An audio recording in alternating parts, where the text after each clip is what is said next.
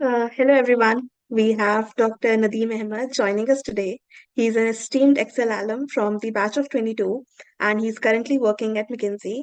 We're very grateful to have you here with us today. So, could you tell us a bit about yourself, your current role at McKinsey, and your journey from Excel to McKinsey, and how it has helped you so far? Right. Thank you, Priyanka and Jaime, for having us. I'm really happy that we're having this session because when I started out, there were very few people I could reach out to who had similar profiles. So I'm happy that this is happening. I hope it continues. A brief intro about myself. So I was a physician before shifting into management. Started as an emergency physician, then gradually moved up the healthcare value chain to pharma medical devices. And that's when I had some good mentors who helped me understand that management would be great. And surprisingly, these people I reached out to were doctors who had moved out of healthcare and to management through XLRI. One of them being Dr. Arnav, for example. He was the first person I reached out to. He's currently a principal at BCG. And I think that kind of introduction, that guidance I got from him, and also how openly willing these alums were to kind of guide someone who was in this journey. That's what made me explore Excel at that time when I'd given my NEET PG exams and I was exploring what else I could do. So that's how I came to Excel. Yeah.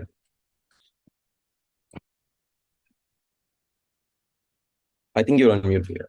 I think Yeah, this never just changes. Yeah. so currently you're a consultant at McKinsey. Could you just Right. tell us about how your experience in XLRI has helped you in your current role, or just your journey from Excel to McKinsey, how it has been? What are your learnings from XLRI that you feel that in your day to day you still can use? Right. So I think this people from very diverse backgrounds can definitely relate. So the first things first, right? I never knew that a resume was important, or I had never made a resume in my life. So starting from things absolutely as tactical as building a resume to kind of getting my toolkit right. So what I mean by toolkit is your top-down communication, your problem solving, first principle problem solving, learning to manage stakeholders, especially peers who are your equals, and not necessarily and also difficult stakeholders. For example, the how we face in our client life as well. I think all of that foundational bedrock was first set in Excel. Most of it was set in my first year, I would say. When I was first exposed to these committees, which isn't common in med school. So being a part of committees really helps. So that helped me hone my people skills. And I think on top of that, without losing my core interest in healthcare, I think what helped me at Excel is to build on top of that passion through functional stacks like marketing, strategy, which again were my majors, and then also in terms of connecting insights from different functional backgrounds. And that is what has really helped me thrive at my current role as well at McKinsey as a senior associate consultant. The very fact that you could take insights from one and then apply to the other, I think that was first something that I developed during my time at Excel, and I think professors had a huge role to play. Why? Because they were very encouraging of my profile, so I was usually the odd one out. I was happy to see that there's diverse people in my junior batch, in my super junior batch, and so on. I think that trend is strongly continuing, and that encouraging atmosphere, I think, is a big reason for profiles like us to shine at Excel. Okay. So, with 1 month left for XAT, could you please tell us a bit about your experience while you were preparing for XAT exam? Right. So I think mine is an outlier. So I had given my NEET PG around Jan, I think. And then that time is when I was actually also practicing. So that's when it dawned on me because of a few losses that I faced that we as doctors are slightly helpless. At the service end of the healthcare assembly line. So that's when I decided, okay, let me move upstream. So I had essentially a very short time to that because I think at that time CAT was essentially over, and that's when I reached out. What I found very interesting about that was that a couple of things, if I remember well. There was never a time I think when I gave that marks for a person who's never prepared for business exams per se. Time was never a constraint, so I felt that exam helps you focus on your strengths. Like my strengths were essentially verbal and decision making, because as an emergency physician, that's something that is intuitively you learn from your peers into how to empathize and how to take account of stakeholders. Those were my strong suits, and then I was able to play to those strengths, and that really helped me. of course, I had to brush up on math. The most that doctors do, I wouldn't say the most, but really it's very rudimentary math in terms of dose calculations and all of that. So I think math I had to really build on. But what I would say is what I found great about that exam was it helps you place distance, number one. Number two, people who are intuitively in client-facing roles uh, or has that people management skill, I think they do better in these decision making, format of that. Yeah, so I think that I found really interesting. Okay, so personally speaking, like I had maths till my graduation, but still then my maths was not very strong. And these are some kind of myths that people should have good hands at maths or good hands at language in order to clear this at. So, is there any Right. myth you would like to address? I think there is no myth, right? Like for a person who is not at all from that background to kind of like decide overnight that I want to try something else and then spend like 1.5 months to get into this. I think focused effort during that period of time will suffice. One very how should I say one parameter which helped me was that there was a lot of clarity on how the questions could be. I knew for a fact that, at least from past track record, even a low score could mandate a higher percentile if, for example, the paper is difficult across the board. So I think playing to your strengths and then just bringing your other parameters to hygiene levels, I think suffices. And like I've gone through and I've on the side, gotten to Excel and I'm on the other side now. So I think there are a lot more profiles like mine who have done that. And yeah, it's a testament to that. Okay, so since you yourself are saying that you had only 1 month to give to that, so what recommendations or strategies do you suggest to people who have freshly thought of giving the XAT exam? I think in terms of fresh recommendations, I think the people who have taken the exam much more recently, I think will be in a better position. I think I will play that question back to you and maybe you could share those insights. What I think, from my time, and I think maybe it will be still relevant now, is that focused efforts. I think I did some 30, 40 marks and playing to my strengths. Like knowing for a fact that if whatever type of question comes in say XYZ topics, I would essentially focus on maximizing the score there. And I think that's what worked for me. And maybe if you do have something to share on that, add to that basis what's relevant in the paper now, I think it'll be helpful for the audience as well. I think as someone who's given the paper recently, I think my experience has been similar to yours. The not having a time constraint per section was also something that was really beneficial to me because, like you, verbal and decision making were my strong suits, and just having the option to get done with them soon, and then move ahead and give a lot more time to my weaker sections, which also were Right. math, coming Right. from a pretty non-math background. So that was there, and definitely, I think reaching a certain hygiene level at sections you do not excel at and then trying to maximize in the other sections was my strategy, and I think that can be a strategy for a lot of people who see themselves having a weaker section. For sure, I think in the last months for me particularly it was mocks that helped a lot, but yeah, I think that differs person to person. If you have prepared for some time, I think mocks might suffice.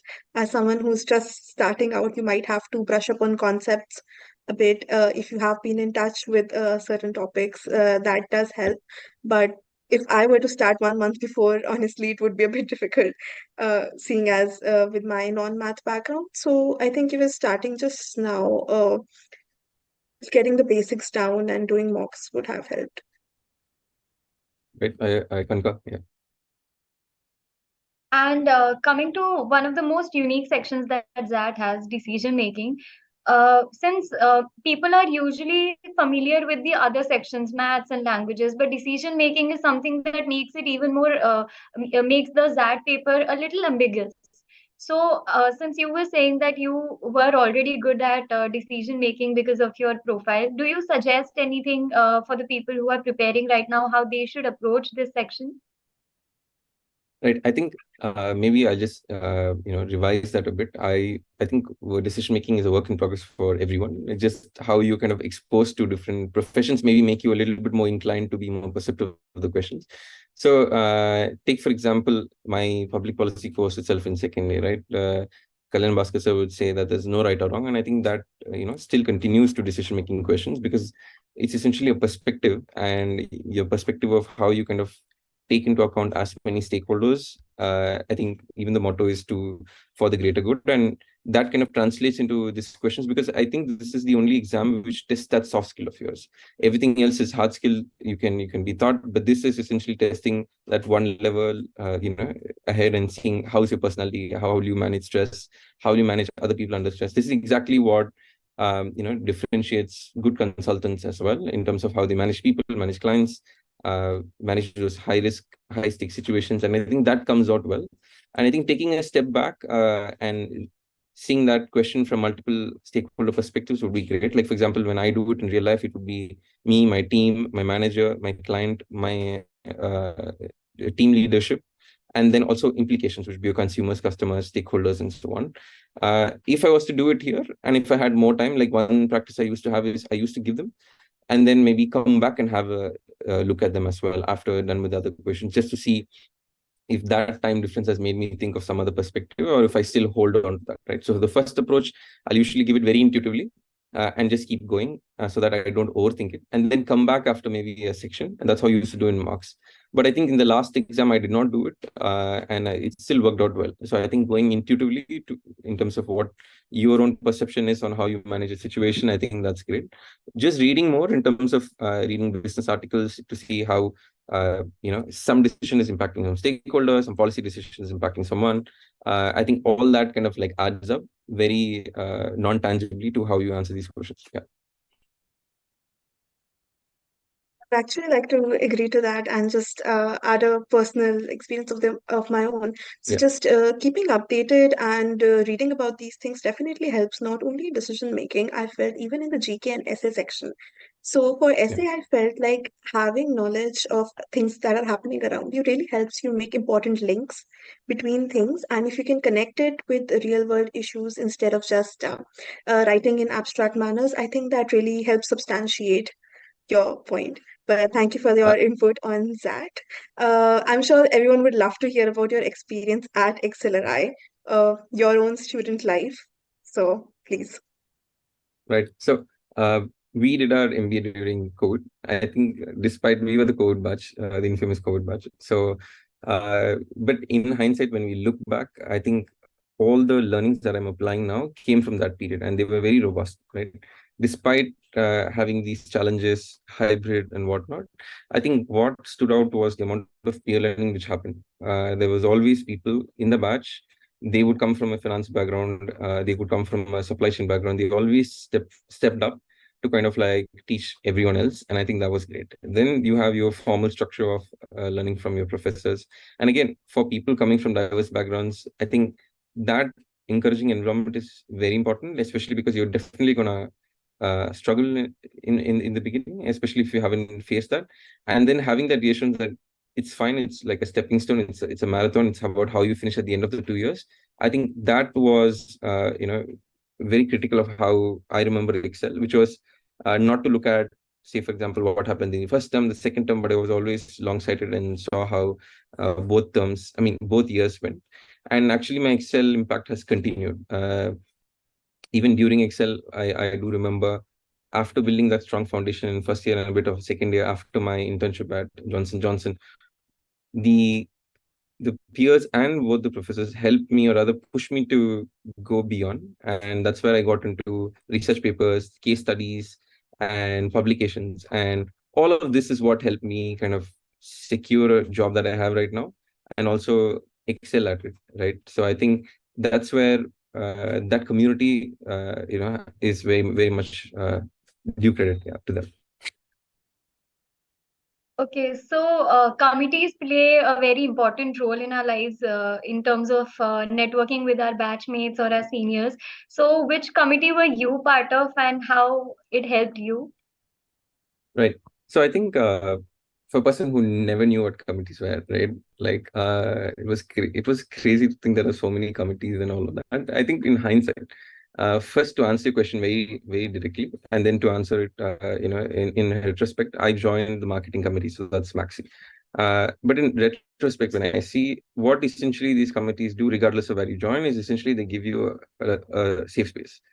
They give you a set of people who are in the same boat, maybe from different backgrounds, but with the same points within MBA, and you essentially bond, right?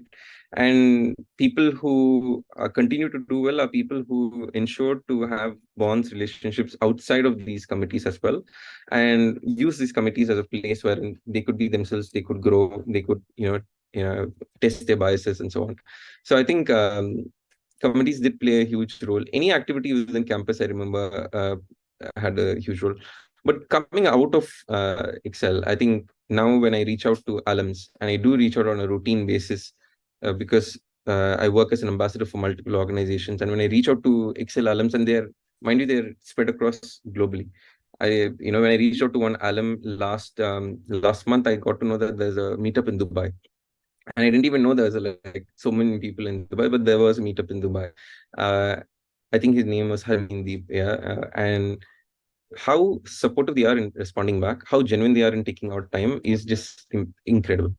And that's something that I found very resonating with my med school time, wherein it's essentially like a family, right? And this continues to be the case. You reach out to them with a clear thought process, clear ask, and most of them respond. And even if not immediately, at least later. And that's really helped me. Like, for example, if I have to do a new project in a new geography, like all my 5 projects have been in different countries. So getting to know about a country itself, I reach out to someone, they have abreast me. And then I reach out to a new functional expert, like for example, if it's in digital ecosystem, I reach out to someone and they really help me ramp up very quickly. I think that support system is very, very helpful. People, when you're a student, you don't realize it. It's all about, hey, who gets what, where do you end up, and so on, right? But I think it's a bigger picture, yeah. So, XLRI is known for its alumni network, and clearly that has Yeah, been the something that mafia. has Yeah, been exactly. So, Excel Mafia has clearly been an important part for you to post your journey. So, I guess that's absolutely. so XLRI has helped you post MBA in terms of the alumni network then. So, would you like to elaborate more on how giving back to Excel works in terms of these Right. things? So I think I'll maybe extend the previous one itself. It's not just the alumni, it's also the professors. For example, it was during Excel that I first got to know about forums like Singalen in Switzerland or Peter Drucker in Austria. And I continue to work on these propositions, these white papers with these professors. Mind you, they are still I'm still in good touch with them. And I continue to vet my ideas with them because most of these professors also have industry background. They continue to advise to industry experts as well. And having that kind of a relationship to for someone to actually tell you what works, what doesn't, whether it be in any function that you decide to take up, I think that is something that people really do not understand the full value of, and I wish more people make use of that during their time in Excel. I still remember, for example, in social entrepreneurship, it was Madhukar Shukla sir who was taking us. He was a veteran. I'm not sure if he's still taking that elective right now, but when I did a social entrepreneurship project, everything I did was from what he thought, and his book was still relevant to me at that point. So I think that continuous relationship also helps.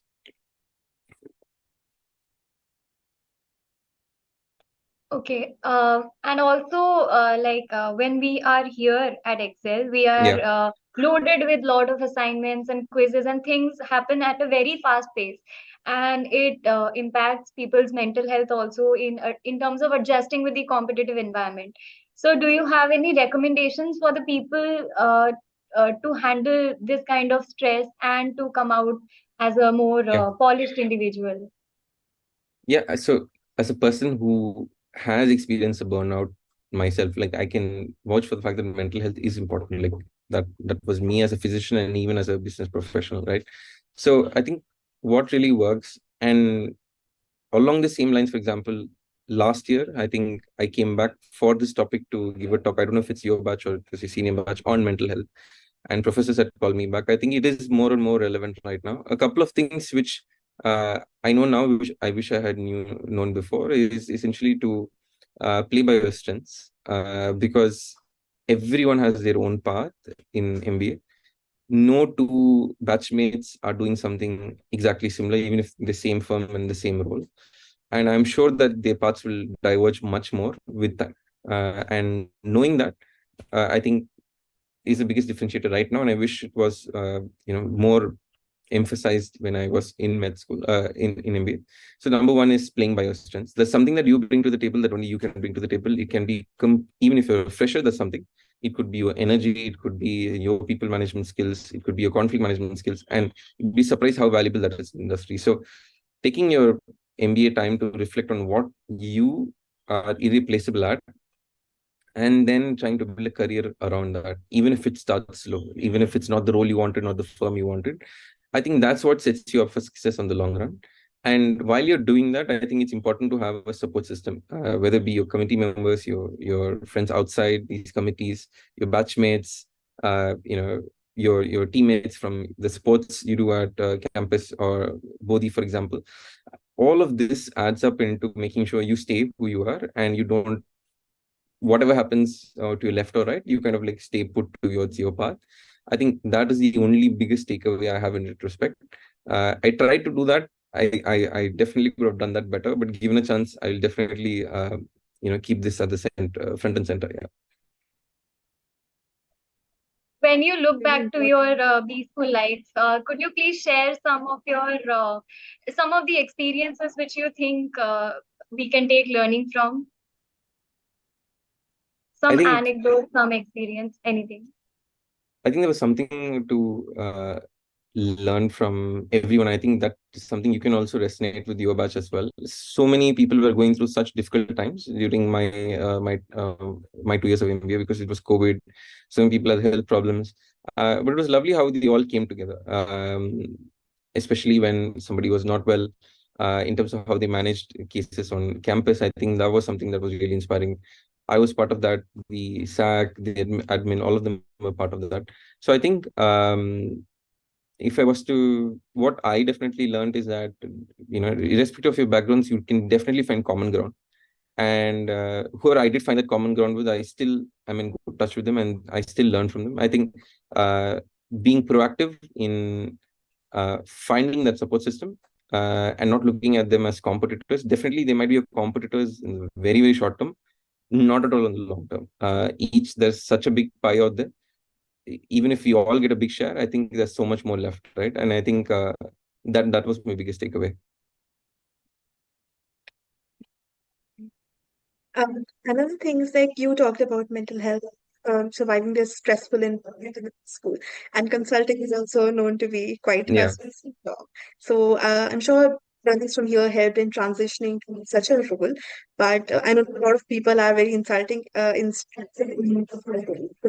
could you just take us through what your daily life looks like as a consultant, working across different geographies and on very diverse projects?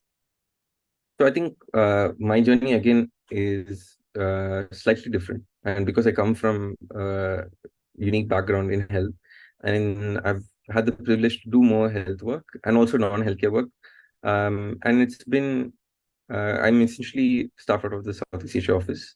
So as a consequence, the office functions as a cohort. So you get to do multinational projects.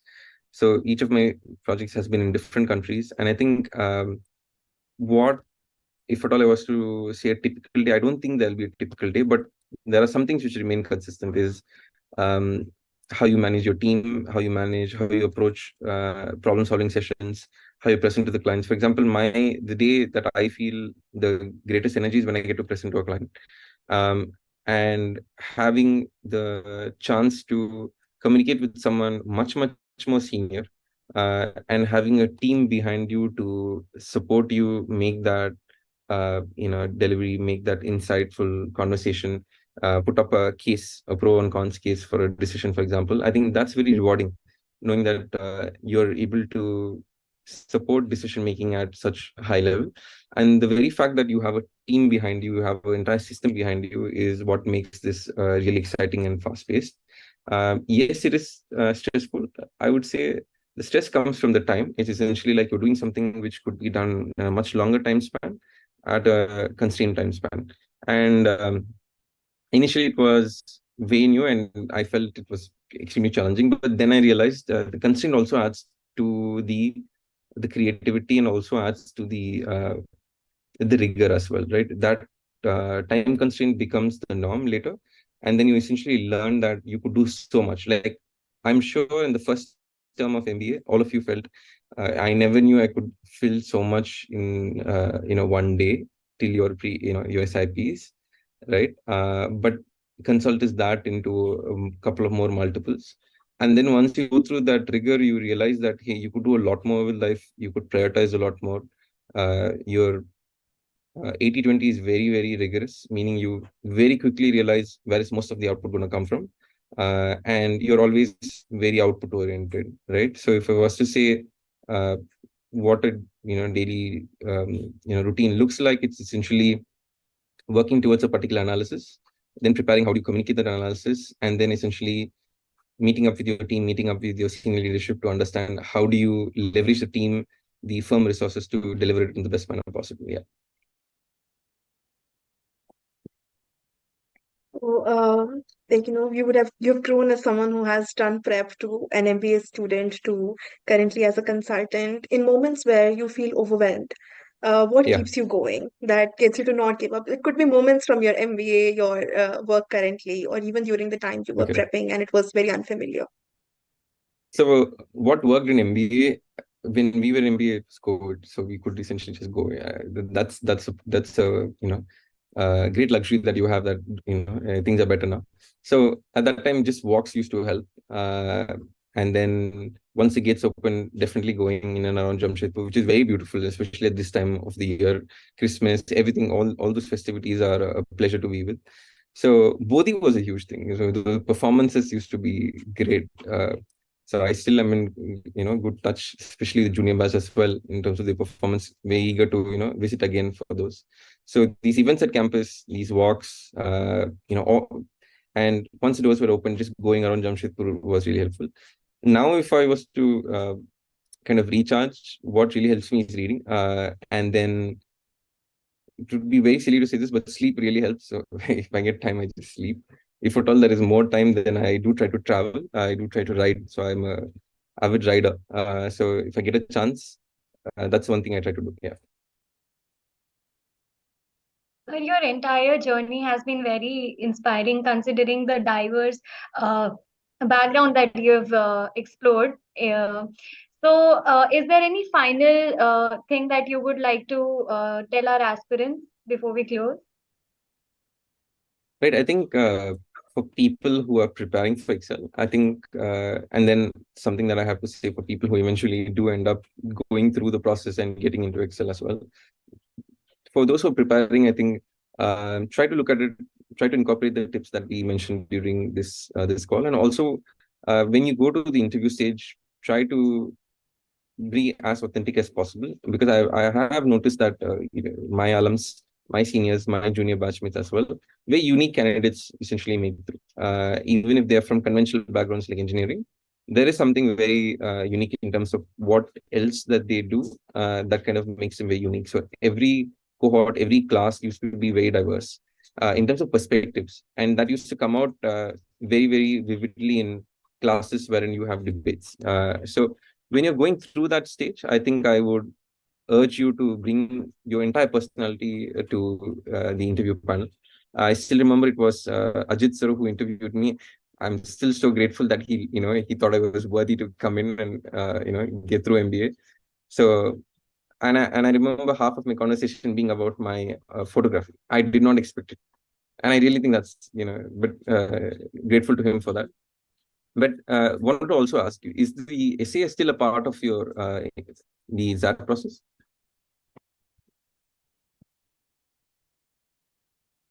Yes, it is. That's a It's still not evaluative. Is that correct? So we are from the HR course, so we Okay, have been got it. interviewed by a different panel.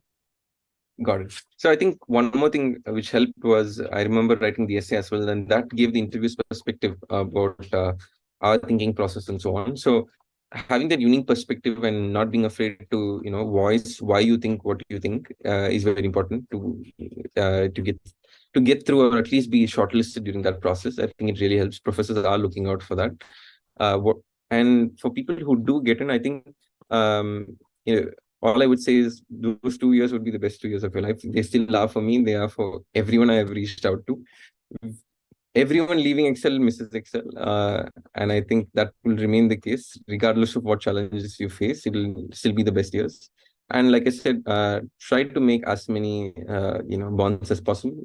For example, if I do end up starting out, I'm sure that my co-founders will come from my time at Excel or definitely from that mafia, because the value systems are essentially similar. We relate on a lot of things.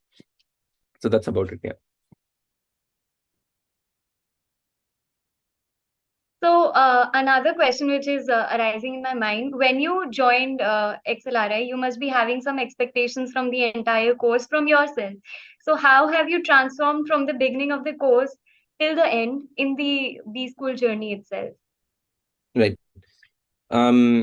So I think I can answer it in three parts, right? The first one is essentially from a domain knowledge perspective. I think there's been a lot of transformation. That's primarily because of the curriculum, the type of assignments, the peer learning, and so on. That's helped me build on top of healthcare. So when I came in, I wouldn't say I was a healthcare expert, but I was someone who understood healthcare very well, having come from a family of doctors. But in what I didn't understand is what are other industries doing that can be transferred to healthcare. That transferable insight, that mindset is what I developed during Excel. So that's from a domain perspective.